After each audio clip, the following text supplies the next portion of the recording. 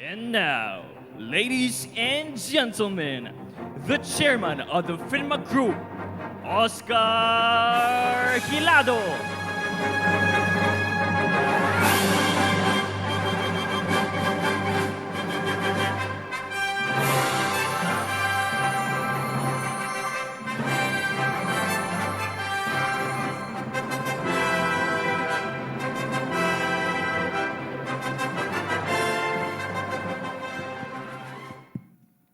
Good evening, ladies and gentlemen.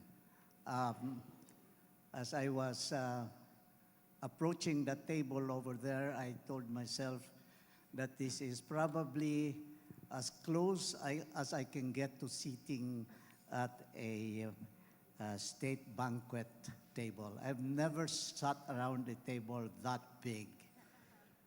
On behalf of the Board of Trustees of the PHINMA Education Network, but beyond that, on behalf of the Board of PHINMA Inc. and PHINMA Corporation, I wish to welcome you all and to thank you for your presence this evening. The journey that Chito wants to show to you today that he has been through, that we have been through, is a journey of 10 years. It's pen at 10. But the journey of the PHINMA Education Network really goes back almost 50 years before those 10 years.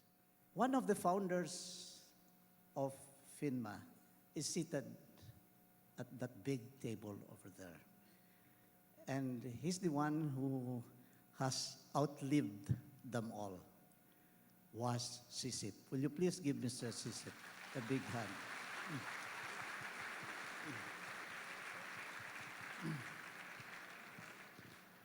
hand? Mr. Sisip joined Ambassador del Rosario, Ramon del Rosario Sr., Don Filimon Rodriguez, Ernesto Escalera, and a few other friends whose names are not familiar to young people like you, like Leonidas Virata, Carlos Palanca, to form an institution that believed that the Filipino can do it.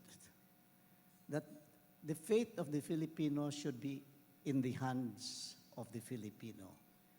And that was the organization that PHINMA was. And they had all of 112,500 pesos to start PHINMA. We'd become a bit bigger than that, but we have grown to be a company of, right now, running about 20 different companies in various sectors of the economy with assets north of 23 billion pesos.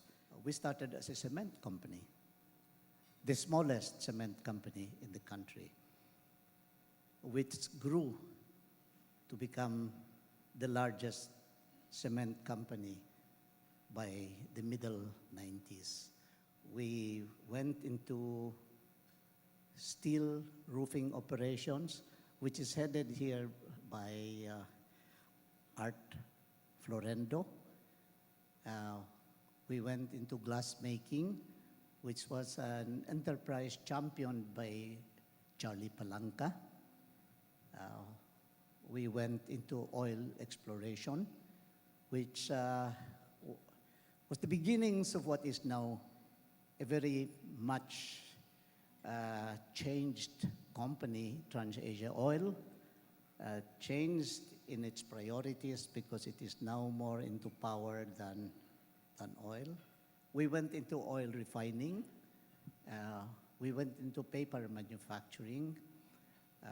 We were the largest sugar plantation owners in Negros Occidental.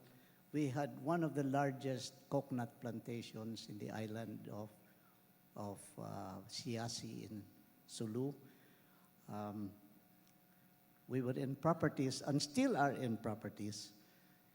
And so we were into many things. Today we are celebrating 10 years of an enterprise that has grown again from a very small seed to what is now a network of schools with an enrollment numbering some 31,000 students and growing, I understand, to 38,000 by next year.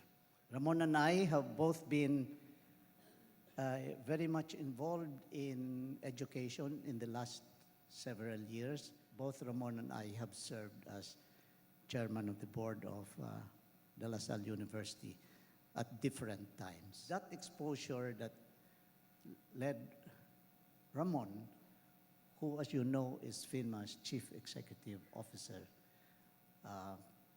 to decide that this was an activity that PHINMA wanted to get into. The driver of the whole thing was this desire to make life better for the Filipino. We decided that we wanted to serve the underserved people of this country. And so we set up schools in Cabanatuan, Cagayan de Oro, in Iloilo, in Pangasinan. It's been tough because we had a lot of learning to do. And it's been tough because we were serving a population that is very vulnerable to economic movements. But we were lucky. We were able to get Chito to shepherd the development of the education network. And we call it the PHINMA Education Network because I think we had a lot of learnings from our business experience, and we felt that there was a lot of synergy that was possible in education. And so we decided to put together the back room, so to speak, of these universities and put together marketing programs that went across the different schools. Exercised best practice because each school had certain strengths that others could learn from. And that's what brought us to where we are. We still face many challenges. You have K+12, you have ASEAN 15, you have many challenges abroad. We charge tuition in our schools of 25,000 pesos effectively with the scholarships that we give per year, not per semester. Whereas the three schools, well, not the three schools, but the two schools, the green and the blue, charge tuition 5 times, 6 times what we charge. And yet we aspire to give good education. And now we're seeing the fruits of all that effort, your efforts at bringing up the quality of education for your students.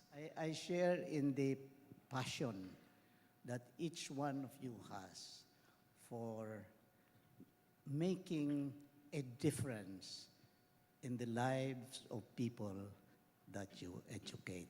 Thank you very much.